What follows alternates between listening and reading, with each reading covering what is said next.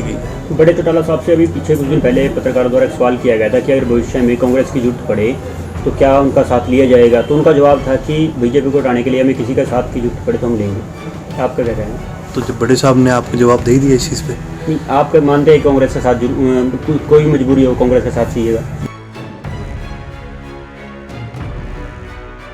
कि जब वीपी सिंह की सरकार गिरी थी तो उस समय जब बड़े चौधरी साहब डिप्टी पीएम बने थे तो आउटसाइड सपोर्ट उस समय कांग्रेस ने दिया था। हाँ, तो फिर कांग्रेस के जो ये बात कही है चौधरी ओम प्रकाश चौटाला जी ने, उन्होंने ये कहा था कि राजनीति के अंदर ना तो कोई अपना है ना कोई पराया है, और जिस प्रकार से सारे देश के अंदर हालात बनते जा रहे हैं, जैसे कि उन्होंने कहा कि भी इस बीजेपी को बाहर करने के लिए अगर हमें किसी भी हद तक जाना पड़े तो हम उस तक जाने का काम करेंगे।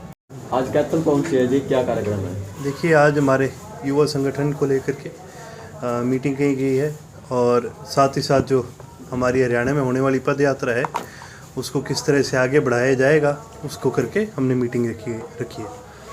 जी, पद यात्रा कहाँ से चलेगी सर? ये क्या कुछ रूपरेखा बनाई गई है? ये पूरे हरियाणा को कवर करेगी, 7 महीने ये चलेगी। 20 फरवरी से हम इसको शुरू करने का काम करेंगे और 25 सितंबर तक ये नॉन स्टॉप चलती जाएगी। मेवात से हम इसको शुरू करने का काम करेंगे और 25 सितंबर को हम इसे कुरुक्षेत्र में ख़त्म करेंगे, और 25 सितंबर को बड़े चौधरी साहब की, जैसे आप सभी को पता है, रैली है, उसी दिन इसका समापन होगा। तो अर्जुन जी, किसान को आज 6 दिन हो चुका है और सीएम साहब ने 10 रुपये गन्ना का रेट ही बढ़ाया, जबकि किसानों का कहना है कि 450 रेट किया जाए। कहाँ देखते हैं आप? आज ही बढ़ाया 10 रुपये। देखिए जी, इसको केवल मैं ही नहीं, सारे प्रदेश को आज के दिन पता है, सारे देश को पता है कि किसानों को लेकर के सिर्फ हरियाणा सरकार ही नहीं बल्कि बीजेपी की क्या सोच रही है, यह आज सारे देश को पता है। और हमारा ये मानना है कि किसान की खुशहाली, किसान का फ़ायदा तभी हो सकता है जब एक किसानों की सरकार है, एक ऐसी सरकार है जो जननायक चौधरी देवीलाल की नीतियों पर चल करके किसानों का भला करने का काम करे, और वो केवल और केवल इस प्रदेश में एकमात्र इंडियन नेशनल लोकदल है। तो जेजेपी और बीजेपी कैथल में जो जिला परिषद का चुनाव था, थोड़ी गुटबाजी सामने आई है, तो कहाँ देखते हैं? अभी से चुनाव नज़दीक आ रहे हैं तो गुटबाजी भी ये कैथल में थोड़ी, ये तो सारे हरियाणा में चली है। ये तो साफ एक चीज़ जाहिर करता है कि जो इनका गठबंधन है, ये गठबंधन नहीं है तो ठगबंधन है। केवल और केवल सरकार में बैठने के लिए इन दोनों ने आपस में समझौता करा था, ना तो इनकी कहीं पर सोच आपस में मिलती है, और दोनों ही ऐसी पार्टियां हैं जो केवल और केवल लालच के कारण से आज के दिन इकट्ठे बैठी हैं। ये तो अभी आपको थोड़ी बहुत गुटबाजी दिखी, जैसे चुनाव आएगा और पास आएगा, 2024 और पास आएगा, आपको तो इनकी बहुत सारी चीज़ें देखेंगे, एक दूसरे पे कीचड़ उछालते हुए भी आपको दिखेंगे बहुत जल्दी। पद यात्रा की अपन बात की है सर, उसके अंदर जो अलग से कोई नेता भी आएंगे, अलग से इन्हालों से अलग कोई पार्टियों के अगर कोई राष्ट्रीय नेता कोई? देखिए, हमारी तरफ से सभी को निमंत्रण है, जो भी हरियाणा के अंदर परिवर्तन चाहता है उनका पूर्ण रूप से हम स्वागत करने का काम करेंगे।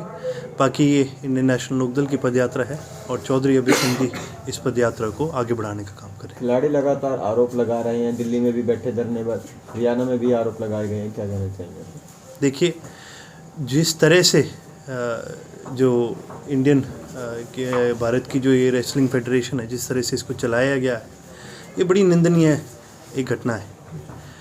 कोई भी फेडरेशन होती है, उसका सबसे बड़ा जो काम होता है वो खिलाड़ियों का मान सम्मान और खिलाड़ियों को बढ़ावा देने का, और देश के अंदर उस खेल को बढ़ावा देने का काम होता है। जिस प्रकार से इन्होंने सभी फेडरेशंस के अंदर बीजेपी ने अपने आदमी बिठाने का काम करा है और फेडरेशंस को एक तरह से ख़त्म करने का काम करा है, ये बड़ी निंदनीय चीज़ है। और हमारी तरफ से हरियाणा के जितने भी खिलाड़ी उनके लिए हमारे मन में हमेशा से ये चीज़ रही है कि जितना ज़्यादा हो सके हम उनको सपोर्ट करने का काम करें। बाकी ये चीज़ तो मेरे को कहने की जरूरत नहीं।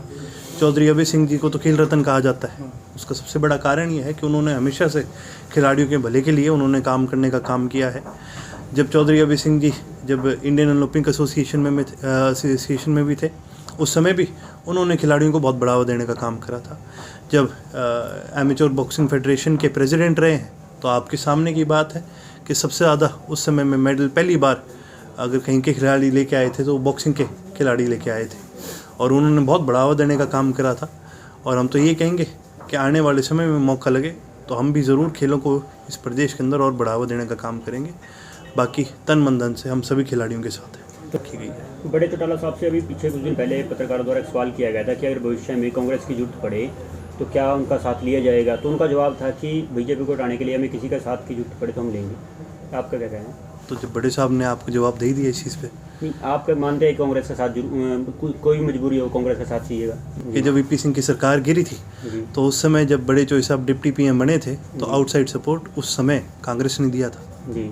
हाँ, तो फिर तो क्या लगता कांग्रेस है के जो ये बात कही है चौधरी ओम प्रकाश चौटाला जी ने, उन्होंने ये कहा था कि राजनीति के अंदर ना तो कोई अपना है ना कोई पराया है, जी और जिस प्रकार से सारे देश के अंदर हालात बनते जा रहे हैं, जैसे कि उन्होंने कहा कि भी इस बीजेपी को बाहर करने के लिए अगर हमें किसी भी हद तक जाना पड़े तो हम उस तक जाने का काम करेंगे। तो राहुल गांधी की यात्रा को सपोर्ट नहीं किया गया सर?